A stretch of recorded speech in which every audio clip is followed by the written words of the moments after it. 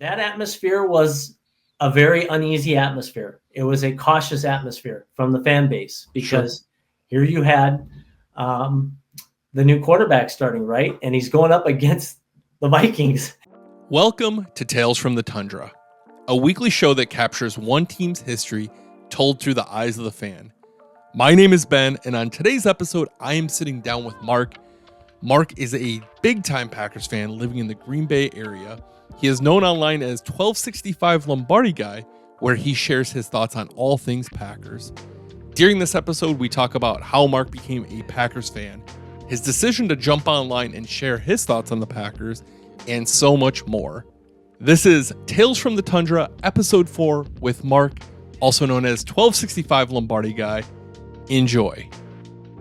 While he may live in the Green Bay area now, Mark is originally from western Minnesota, where he grew up fond of our nemesis to the west. However, after meeting his now wife, who had family in Green Bay, and taking multiple trips to the Promised Land, his football perspective shifted. And I just, I just fell in love with it. I just fell in love with the fan base. I fell in love with the green tin shed, John Deere green and yellow, back in '92, and just said, I'm now a Packers fan. I converted over. I mean, if you're here and drinking the water long enough, I think that's bound to happen to anyone. So 100%. It makes sense. So growing up, I mean, being in, so I grew up on the border of over by Minnesota, Wisconsin. I grew up in Menominee, Wisconsin, where UW Stout is. Yeah. So I grew up, I hated the Vikings with a passion. And I feel like I could live in Minneapolis for like my entire life and I would not like them anymore. Being that you were on the western side of Minnesota, did you not deal with a lot of Packers fans that like really made that rivalry? I mean, the Packers were not having good years, so maybe a lot of Packer fans didn't exist either, but were there not like that? Was that rivalry not there maybe the same way that it is today? As I recall it, it was a rivalry, but it wasn't anything significant, right? Because the Packers just weren't very good. Sure. And that was when I was a teenager, and then I head to college. I'm in Duluth, Superior for that area for 7 years, and then finally, and at this time, I'm a Packers fan, so I'm on the bandwagon before Favre even throws a pass. I'm on the bandwagon before Mike Holmgren essentially is the coach, and then we decide for job opportunities to move to Green Bay because we loved coming here. We loved the city, and that just enhanced it. So that was a move in the late 90s. Okay. It was actually a month before they won the Super Bowl that the move came in. But in that previous 7 years where I converted over, I was sort of an outcast when I was working in Duluth because there was only a few of us that were Packers fans, right? So I was still a little bit of an outcast, and I would get grief for wearing the Reggie White jersey. But once we moved here, it was just it was so great. It was just a fantastic vibe. It really is. I mean, if you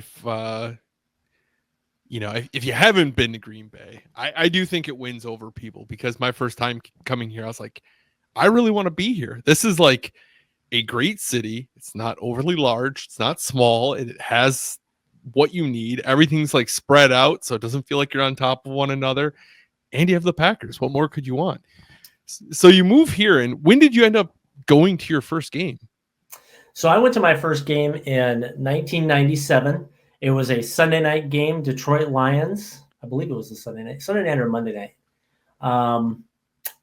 And Barry Sanders, Scott Leftwich on Detroit. That was very cool to see Barry Sanders play, no doubt. And so that was 97 post Super Bowl win. I finally had the opportunity to go to a game. And that first year I went to 3 games. Fantastic. And if anyone isn't aware, it seems like, do you go to every single game now? I swear on TikTok, I feel like every time there's a game, you post right afterwards. So how many games would you say you've been to now at this point?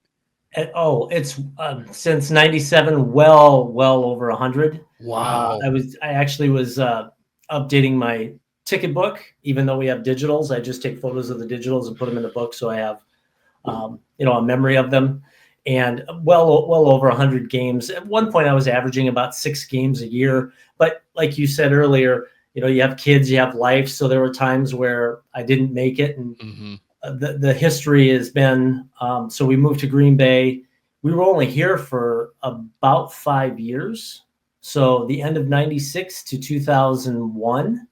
And then in 2001, we went back over to Minnesota to the Twin Cities. And it was to start a family because my wife's parents were still there. And my mother was out that way. So we wanted them to have a close exposure to the grandparents. So transition to the Twin Cities. And now you talk about being, in the environment.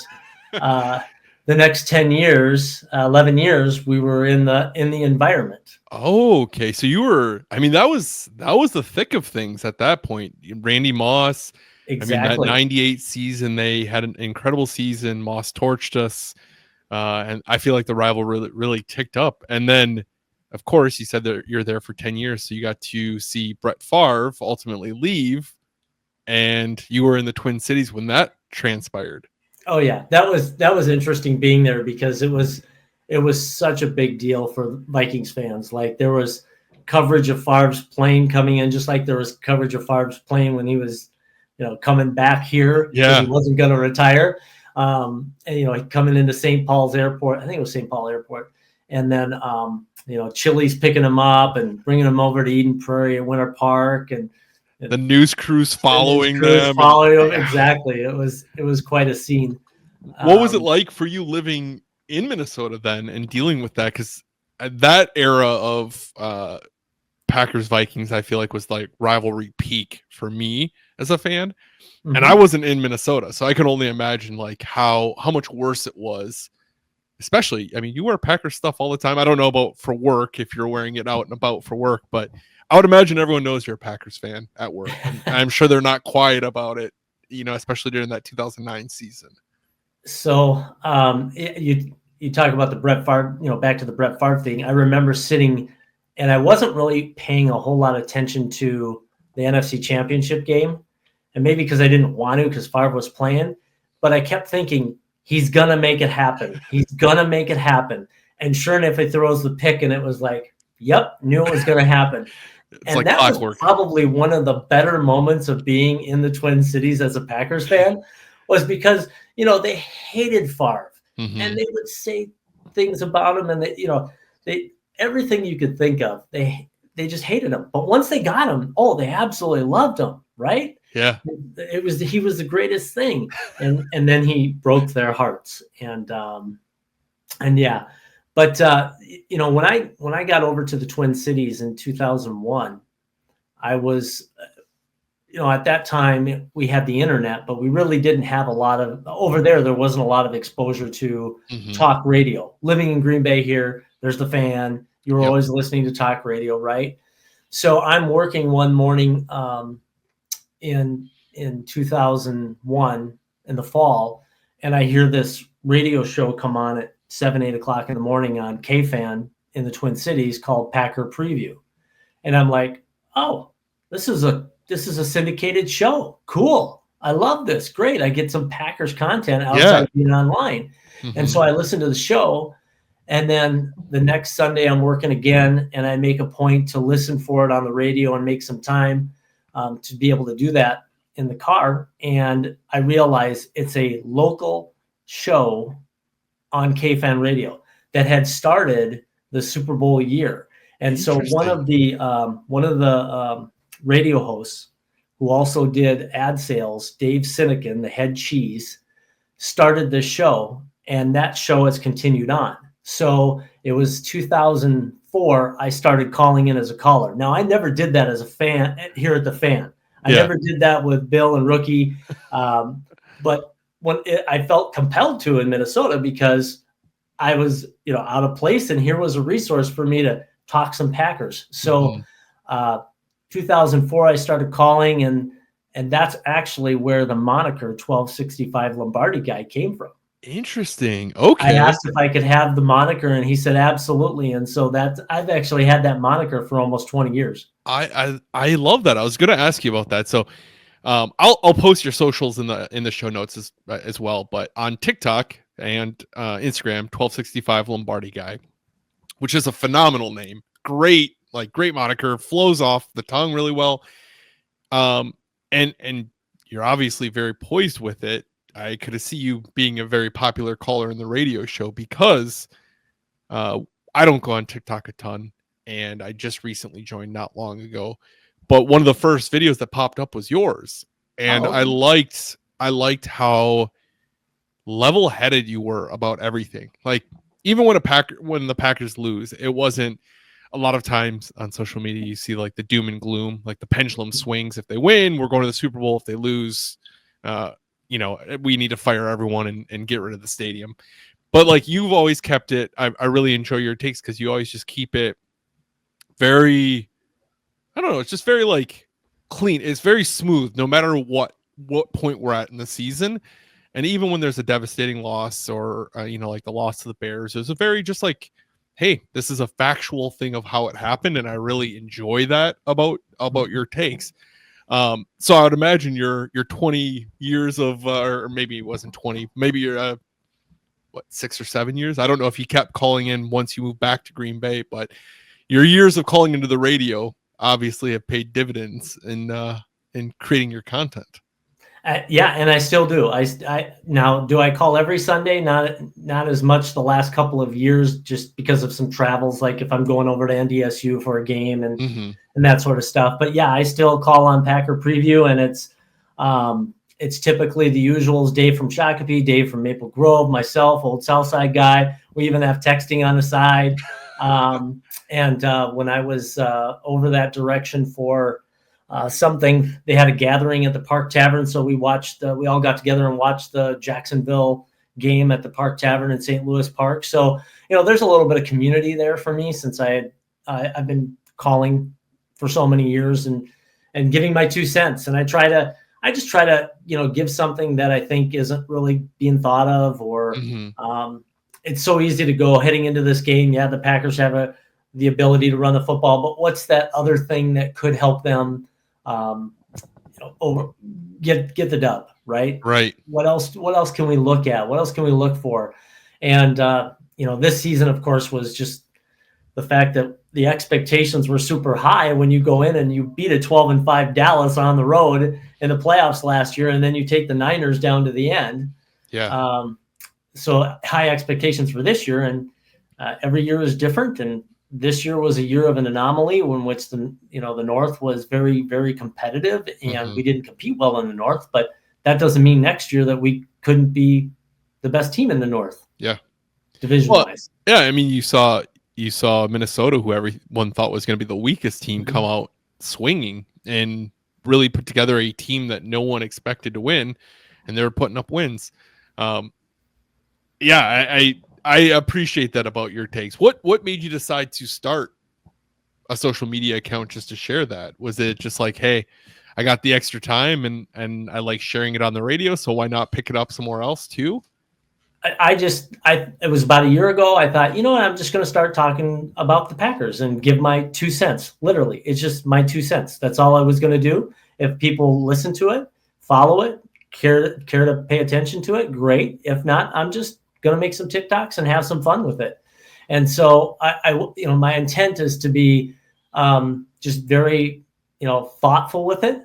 And it's not going to be, it's not meant to be gimmicky. And, when I'm at games, I'm going to throw some stuff out there for games so that people can get, some feels of what it's like to be in the atmosphere at certain times. Just like, I've never, ever in all the years did I go out to the airport come playoff time for, a send-off or a greetings back from the team coming back in after a win. And when they were encouraging folks to go out there, I thought, I'll go out and I'll do some filming of the guys being greeted by fans heading off to the playoff game, so that others that were following my TikTok could kind of get a feel for that, a feel for what, being here opportunity gives them if they were here. Yeah, there are a lot of Packer fans who unfortunately have never had the opportunity to be here.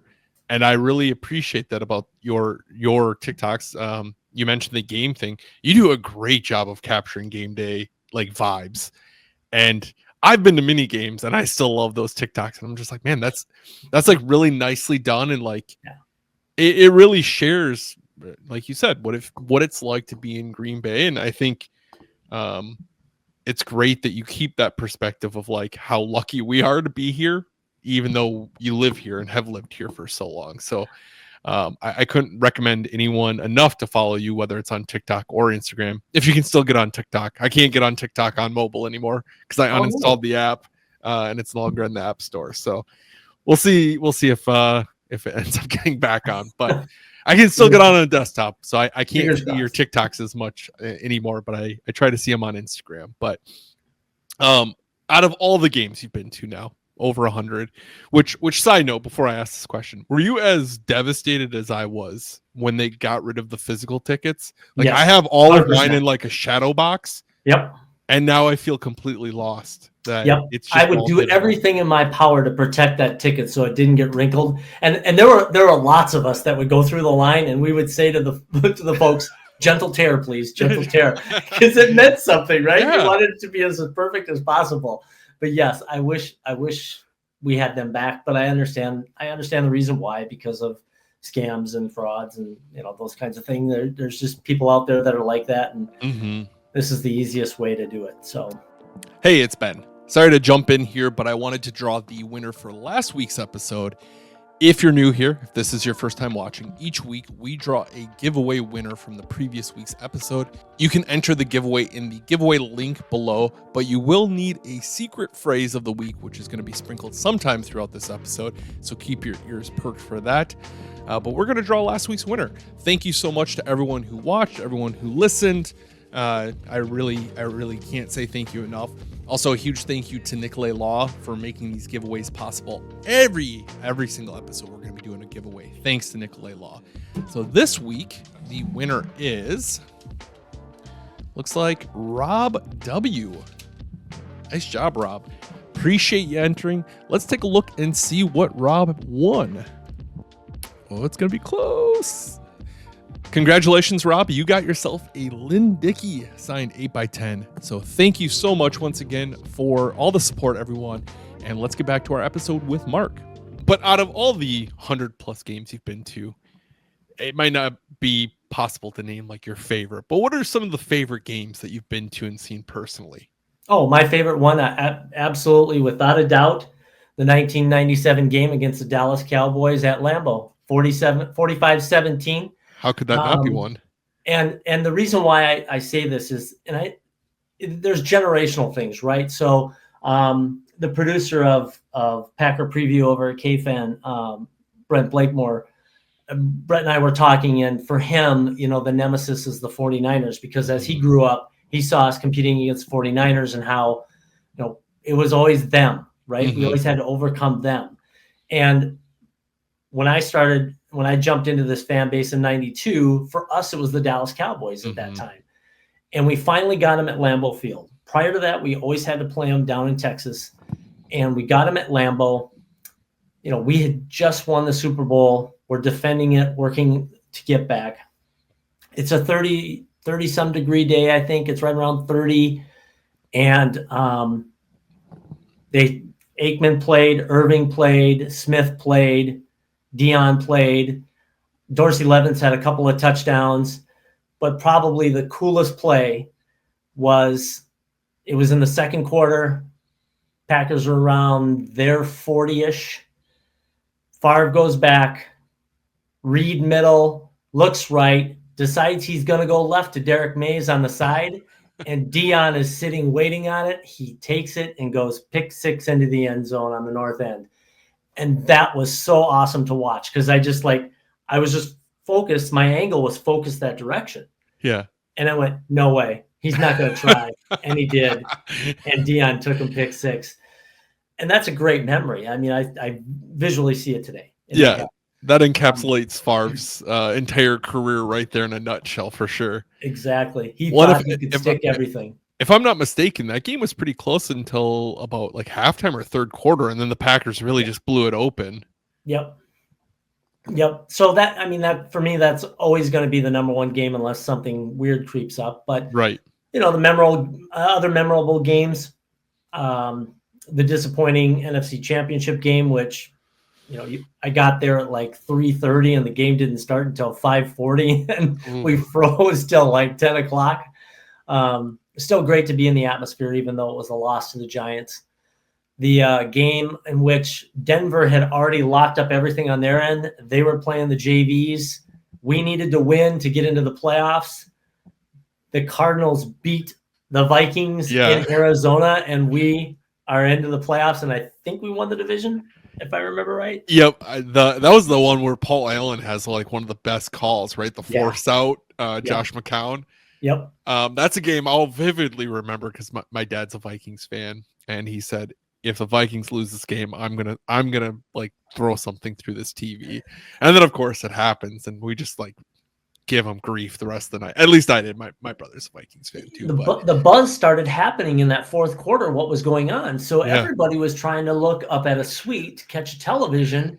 And you look at the game, and the Packers are just rolling Denver because, again, they have the JV team. And Shanahan doesn't care. He's just letting it happen because he's got his bye coming up. But, we're all just kind of looking back, trying to catch it. And then it happened, and they're flashing on the board, and there's a playoff game the next week, and you're like, it can happen. It's just, that's why I say with the playoffs, anything can happen. And look what happened with Washington this year.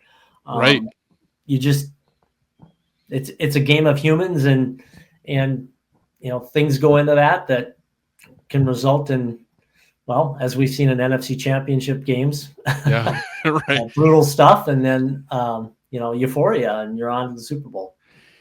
Yeah, and that's the thing. Like, I feel like a lot of fans obviously expect Super Bowl every year, and there's a lot of disappointment that we didn't get more than 2 with Favre and Rodgers. But going back to what you said, it's like the playoffs is the next level, and you have to be perfect every step of the way, and human error comes into it, and it's hard to get to that promised land. What was I was going to ask something off of that. Yeah. Back to memorable games. I would say that probably one of the coolest was that Seattle playoff game where it was a snow globe. We got almost an inch of snow, large flakes. Amon Green had a couple of rushing touchdowns. You had Mike Holmgren on the other side. That was is that is that the 2004 or are we, is that 2007 with Ryan Grant fumbling the couple times? Maybe I think it was. I thought it was 2003 or 2004. Right around in there. That's what the Al Harris. We want the ball and we're going to score one. I was at that one too. Okay. So the one I'm talking about, the snow globe one, was a Saturday night game. Okay. I'm trying to think. Either way, but to be at the Al Harris, that's like arguably one of the greater games of all time in Packers history, according to the DVD box set. I don't know if you've seen that. There's a DVD box set they put out years ago of like the top 10 games in Packers history. This was just before Rodgers took over, so it's very outdated now. But that game, they were all full games, and that was one of them, was the we want the ball and we're going to score. I'll have to look that up. It's a really cool because they take out all of the commercials. So you have like the Monday night game in 1983, like the highest scoring at the time Monday Night Football game of all time. I think they have the 89 Packers Bears, if I'm not mistaken. Then they have a lot of 90s games too, which is really fun.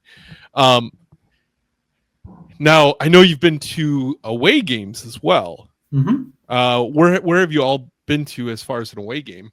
So both Metrodome and US Bank, and then been to Pittsburgh, which was, to me, that was a bucket list one because of the fan base. I kind of look at the Pittsburgh fan base very equal to the Packers fan base. Yep. And that was, first off, Pittsburgh is a gorgeous town. Mm-hmm. You got to go there for a game. The views are fantastic. Cincinnati, Jacksonville, which was supposed to be in New Orleans, but it was moved because of the hurricane. and they chose Jacksonville. Trying to think where else.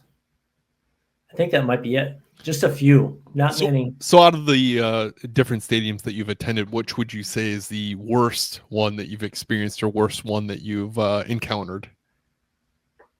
Worst one. The Metrodome was just blah. Yeah, that's a good way to put it. Very blah. I would nickname it the bubblegum machine. And I'd reference it the bubblegum machine because it was kind of like that, you know? Yeah. We always called it the Metro Dump because it just felt old. It just felt like it needed that, like, some sort of upgrade. No wonder they were getting a new stadium. How were the fans to you when you went to the Minnesota games? Were they pretty cordial or were they pretty? Because depending on where you sit, you can get by some people who are Midwest nice and they're just like giving you a hard time, but you can also by some people that just completely ruin the experience entirely.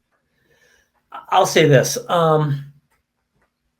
before the Aaron Rodgers bar injury, Vikings fans weren't as intentional with their dislike, but when that happened, they were super aggressive, and they were aggressive at the time that it happened. I had people in my face. Wow. The reference of Philly and what they do in Philly, I almost thought that's kind of the environment I was in because they were just like nonstop. And then as the game progressed, it got a little more interesting in the fact that they just wouldn't stop, like, because they had Brett Hundley in, and Brett Hundley wasn't prepared to go up against the Vikings at that time. He was the backup. And then, a guy got a little happy and aggressive and put his hands on my kid. And I just kind of said, you know what, I'm not coming back here. And it just sort of turned me off from going back to future games. I had gone to the opener at US Bank. And then I think this might've been the second or third game at US Bank. Because they opened in 15? Yeah, because it'll be 10 years in the 2025 season. Yeah, I couldn't remember if it was 15 or 16 that they opened. Yeah, so I think I went 15, 16. This happened in 17. So this was my third stint at US Bank. So yeah, it just I cannot believe that to put their hands on your yeah, he got super excited, and it was one of those things where he grabs him, yeah, take that kind of thing. And my kid kind of looks at me like, what just happened? And I was like, come on, let's get out of here. Yeah. I'm not hanging around for it. Now, he wasn't drinking. That's the thing. It wasn't like, you said some people get, beefed up with the alcohol and go a little crazy. But I just decided it wasn't an environment that I wanted to go back to again. And that's okay. I'm not saying that all Viking fans are like that. No. When Packers fans come here, do I see Packers fans sometimes being a little out of control with other fan bases like the Bears and the Vikings? Yes. Yep. There's bad bunches in every fan group, Exactly. It is. So that was, that group. But Cincinnati was cool. I think most of these, when you go to a visiting stadium, they understand our fan base. And I don't want to say the travels well, but our fan base has a wide net, right? Yeah. You can go in any state, and fans, when we play that 8-year rotation for the AFC, and there's fans in those areas, they're going to go to the games because they finally get a chance to see the Packers play there in Cincinnati, or there in Jacksonville, or there in Miami, or wherever it may be. So, yes, we travel well, but there's also a deep-seated fan base as well throughout the country. Yeah. I mean, we went to Italy on our honeymoon. My wife and I did, and the Packers were playing, and I was wearing a Packers shirt. And there were other Packers fans out and about in Italy, just Europeans that liked football and liked the Packers too. So, I mean, they're really everywhere. And then what year did you go to Pittsburgh? Was it 09 or 17? That was Was that the Hundley year? Yes. Yeah. Okay. 17, 18. I was at that game as well. Yeah. 17. Oh, really? Great. So I had called into the show that day, and we knew that, we didn't really have much of a chance. And my 2 cents was the Pittsburgh team that year played to the level of competition, and that I thought the Packers had a chance. Sure enough, they had a chance, but there was the proverbial Big Ben to AB in the pocket of the zone, and then the kick is good and it's over. Yeah, it felt like the Packers defense did what it did at that time quite often, was last second just kind of let it slip through. But that was Devontae had a killer game. Yep. And I felt like Pittsburgh fans were so, at least by my area, were so like fun to be around. Everyone was like, kind of self-deprecating humor of like, oh, we're going to play to our opponent, like you mentioned. And ultimately they got the win, so they're happy. But I thought that was I was in the same boat as you, of like bucket list, such a cool stadium. I have friends that live there, so I wanted to go over there and check it out. Did you go to like Permane Brothers or anything while you were there? Yeah. Yep. Okay. Hit that in the afternoon before the game, and then I ran into Jerome Bettis at our hotel. Very cool. He was one of the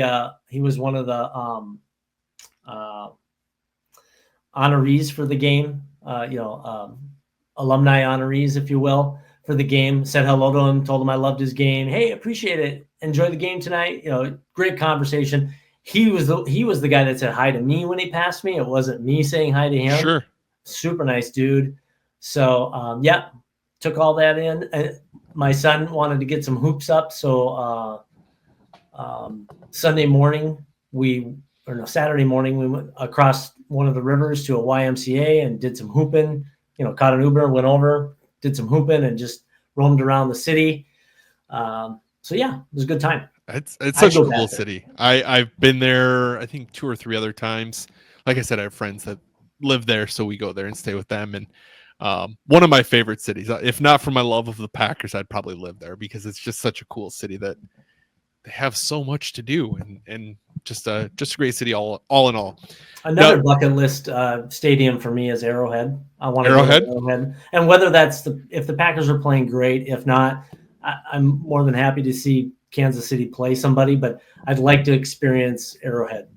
Are you looking to do it in the Mahomes era? I know his era is still very early. We got a lot of time left, but like, is that part of the bucket list item? Is like, no, not Mahomes. I just want to be in the atmosphere and feel the fan base. Sure.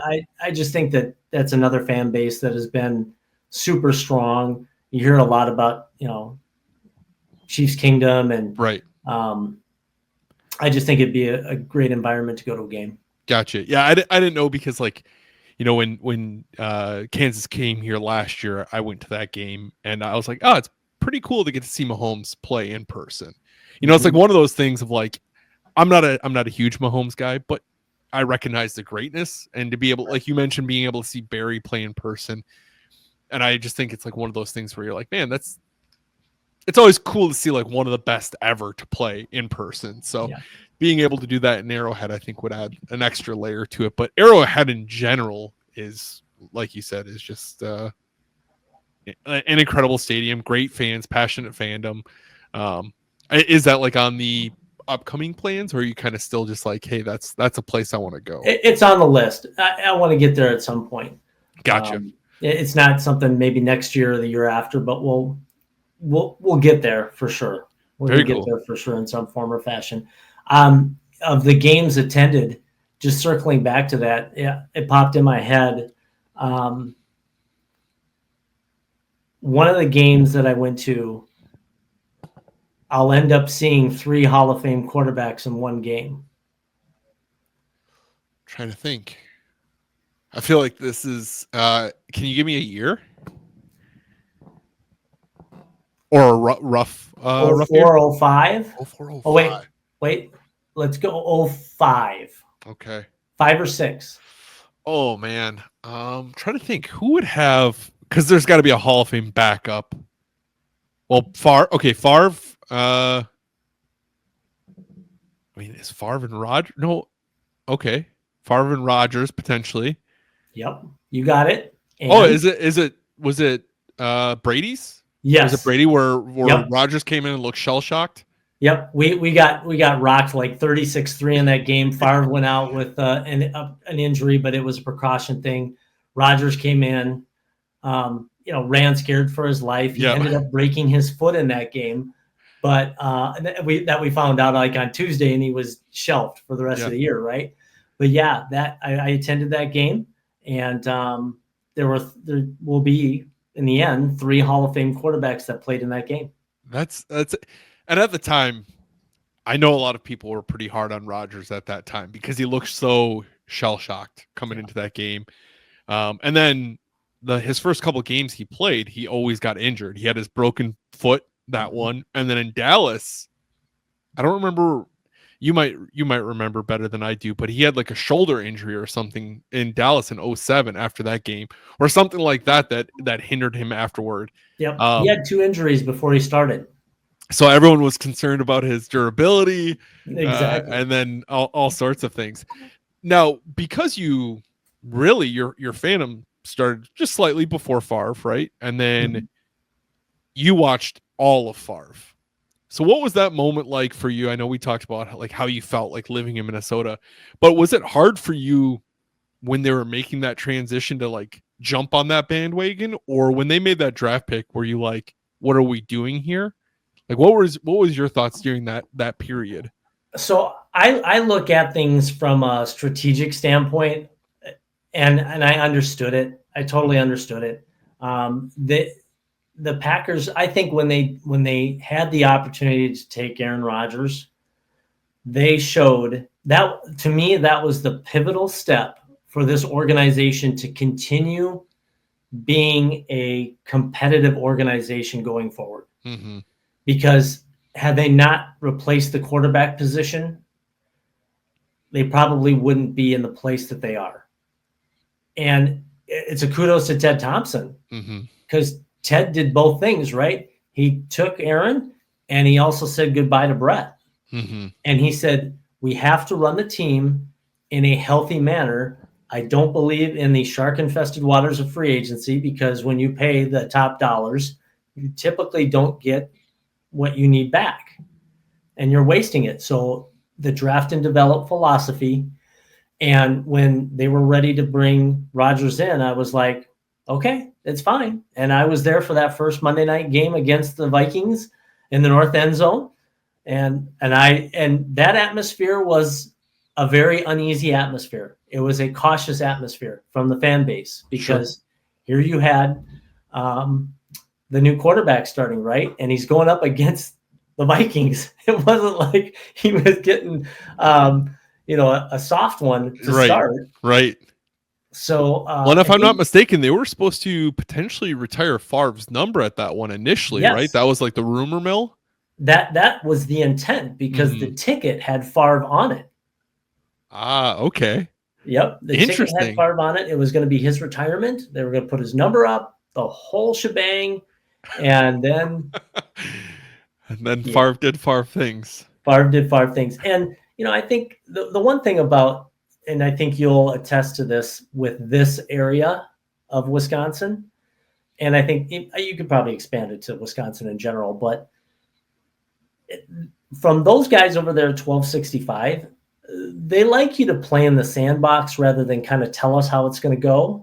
And we had Favre for 2 consecutive years saying, I'm going to go back and think about whether I'm going to retire or not. And you're like, first time, okay. And then he does it a second time, okay. And then the third time, it was like, we're done. We're done. Right. Just be gone. Done.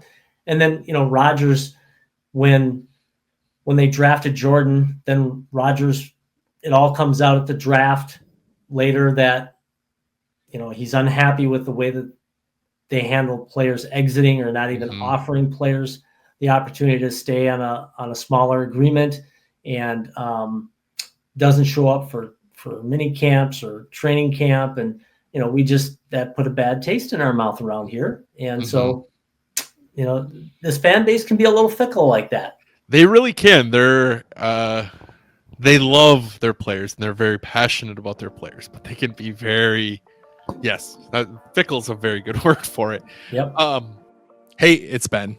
I wanted to jump in once again and give you the word of the week. Before I do, I want to say thank you to Nicolay Law for making these giveaways possible all year long. So thank you so much, Nicolay Law. If you find yourself injured, get Nicolay. This week's word of the week, and if you are new here, check the show notes, whether it's the show notes or the comments on the episode you're watching. Find the form there and submit that with the word of the week. And this week's word of the week is Russell. Russell is the founder of Nicolay Law, Russell Nicolay. You see him on the billboards, you've seen him in commercials, and he's everywhere. He really is everywhere. So Russell is the word of the week. Go find that form now, fill that out, and enter in for your chance to win a prize. Now let's get back to our episode with Mark. Thanks again for watching, and thanks to Nicolay Law once again for sponsoring the episode. You mentioned the Cowboys game was your favorite of Favre's era.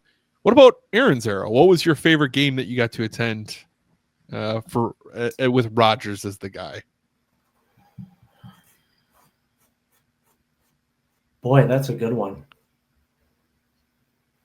That is a good one. I know you and I talked about you went to, this is by no means the favorite because it's my most miserable game I've ever been to was Favre's retirement in 2015, the Thanksgiving game where it was like 33 degrees and rain the entire time. Yeah. So I doubt that was, but I know we talked about that game. And that was absolutely miserable. To think, boy, there was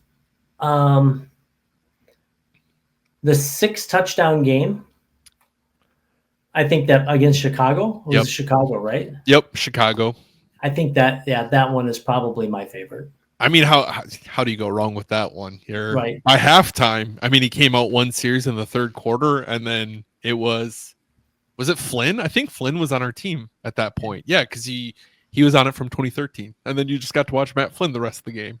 Oh, and then that was another good game. I went to that Detroit Packer game at the end of the season where Matt Flynn and the other Lions quarterback lit it up. Yeah. Yeah, you go into that game expecting that it's going to be a one-sided game and the Lions are going to eat the Packers alive. And then Matt Flynn goes toe-to-toe with, I think it was Stafford at that point. It should have been Stafford. Goes toe-to-toe with Stafford, throwing 6 touchdowns and having an unbelievable game. Yeah, great games. What about the Jordan Love era? Because I know you've been to some now. It's a very much shorter window, but what would you say is your favorite game you've got to see from the Jordan Love era? The Saints game. Saints game? Like his first year last year's Saints game. And I say that because that was I think the Packer low point in the beginning of the season last year. Just trying to find continuity, consistency and execution on the offensive side of the ball. The defense, for the most part, was doing okay. They were keeping us in games. It's just the offense just couldn't get on the same page for all those early games in the season. And then they had the fourth quarter comeback. Now, granted, Derek Carr exited with his shoulder injury, I think it was, or chest injury. And, Jameis Winston came in and tried to do something, but the defense did their thing. But to me, that was the game. Like, he came out, all of a sudden in the fourth quarter, he came out poised and just went after it. Mm-hmm. And that's when I went, yep, we're going to be fine. We're going to be absolutely fine. It's all about execution with this team and fundamentals. And it just from there, that one was my favorite game. You talked about the Kansas City game. That was a great game to be at, just simply because I thought that, they executed well, and he made very good decisions there. Mm-hmm. I think they only had like 2 3-and-outs in the entire game, and the first one came in the third quarter because the drives were so long they ate up the first half. Yeah. But yeah, I would say that I would say that New Orleans game has been the best. I think that's a good one. I mean, that big comeback is huge, and I think that maybe a lot of Packer fans let out a big sigh at that point because you saw that the kid can play. Mm-hmm. I know, what was that? Was that a Wayne Larrivee quote back in Rodgers when he started? The kid can play. But I think that was a good turning point for a lot of Packer fans to believe that Jordan Love could be the guy. And I think if fans are expecting Love to be Rodgers, I think you're going to be in for a rude awakening or a hard time no matter what. But I'm really excited to see what he can do and what he's going to bring going forward. Patience is hard. It is. And, if you go back and watch Rodgers' start of his career, he had some really good moments and really good times, but he was not nearly as polished as he is, right, that we've seen him as we've grown with him. he had a lot of, I mean, that family night, they were booing him before he even got his first start in 2008. He got his big extension 2008, midway through the season. Then statistically, they kind of took a step back.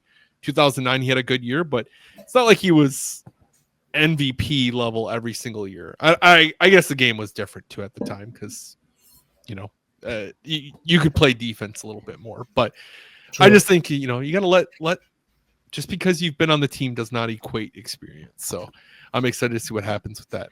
I have I call these like hot questions, hard-hitting questions, just quick questions that are always fun to ask people. So if you could sit down and have a conversation with any person associated with the Green Bay Packers, alive or dead, and you can't pick Vince Lombardi, who would you choose and why?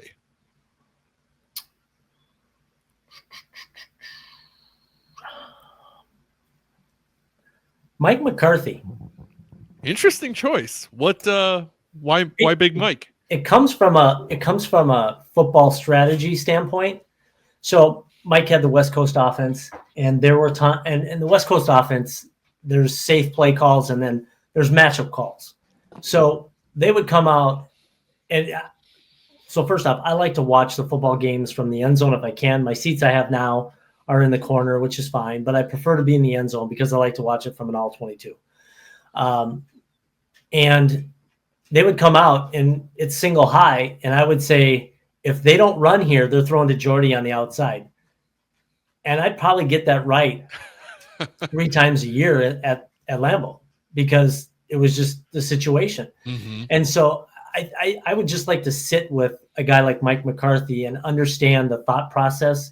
Sure. Okay, we know their tendency is to play this and this down in distance and so forth, but what are you really trying to do with your West Coast offense? Because it's West Coast offense too is timing mm-hmm. and matchup. So you have to have a really good quarterback to run that offense. So I know that probably isn't an answer that most people would expect. No, I think that's great. I think that's a good outside the box question, or a good outside the box answer and a good reasoning for it. So I really appreciate that perspective of it.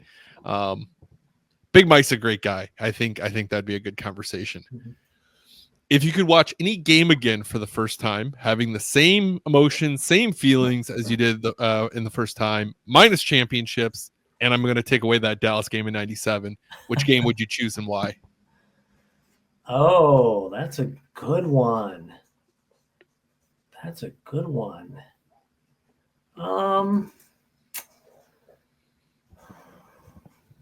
Now you got me thinking. Yeah, now you got me thinking. It's tough, especially like there's just so many memorable games over the years that we've got to witness. Yeah, I would probably go back to that San Francisco playoff, or not San Francisco, the Seattle Seahawks playoff game when Holmgren came back for the first time in a playoff game capacity.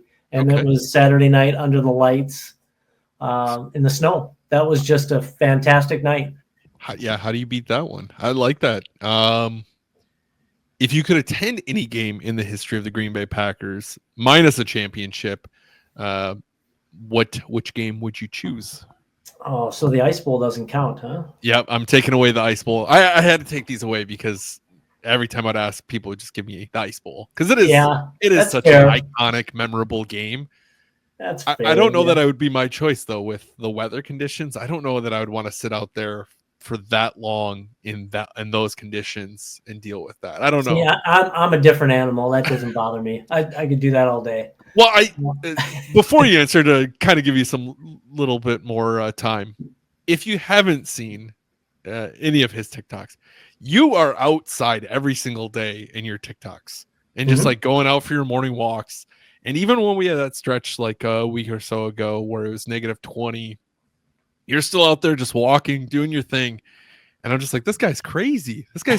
Just like making great content, freezing. People probably see and think you're nuts.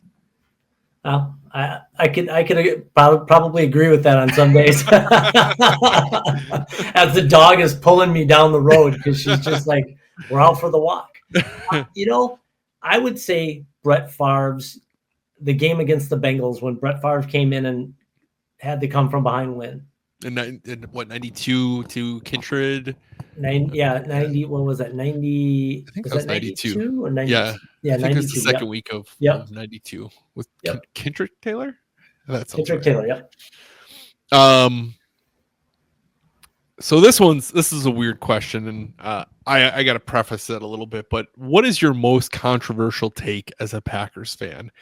And I'll give you an example of mine. Like, I feel like as a Packers fan, if you have season tickets and you're selling a majority of your tickets as opposed to attending, I think you should have to give up your tickets because there is such a long wait list. That's mine. So that's my controversial take. A lot of people don't like that, but that's my controversial take. What would you say yours is as a Packers fan? Stop whining about officiating. It goes both ways. Again, as I mentioned in my TikTok, Aaron said it best. You're going to get some and you're going to lose some. Officials are human too. Yep. And as we saw in the playoff games here last week, right? So the spot of the ball in Kansas City, Buffalo, and the officials had two different spots. When the play goes to an end, my eyes immediately go to where those guys spot. And I can tell you there's multiple times in a game that both are not on the same page. Now, the guy they usually take with the spot is where the play got to the closest. So if it went over toward the left hash, that judge over there, that official, is going to probably have the right mark, where the other guy is just sort of guessing because he's a further distance away. And people forget, by the way, there's a crown in the field. So if you're looking across and the spot, it's a little more challenging too. But yeah, officiating. I know our team has gotten robbed. Fail Mary. There are countless others. Arizona playoff game on the face mask call. Yep. At the end of the day, it all washes out. Yeah, because there's been plenty that the Packers have gotten away with. Exactly. The Hail Mary in Detroit, that was a pretty phantom face mask that Rodgers got there. He did some acting with it, and that's just part of the game. I do think teams that are generally better maybe get an extra call or two going their way if you win a lot. I don't know if it's just human tendencies to kind of give that bias, but I don't disagree with you. Yeah, it's just kind of how it goes in the world, That's why if you're coming in, especially, if it's a home field or home team, they generally get a little bit extra too on top of that. So that's just how it is. You gotta really outperform. It is frustrating, but that is how it is. But in the same breath, a lot of fans complain that the replays are too involved in the game. So it's like, what do? You can't slow down and stop every play. So, and I don't think Packers fans realize that replay started after a controversial fumble that was recovered by the Packers off of Jerry Rice. Yep. In which the 49ers later hit some guy named Terrell Owens in the middle, and we don't move on. Yeah. And Mike Holmgren leaves and exits for Seattle. Now everyone's upset. Last one here for you. I know the Packers don't have a traditional owner, but if you woke up tomorrow as the quote unquote owner, you had all the say at 1265 and you were the 1265 Lombardi guy. You could do whatever you want, pull whatever lever you want. You have all the say. What is the first thing you're doing as the owner of the Packers or the authority of the Packers?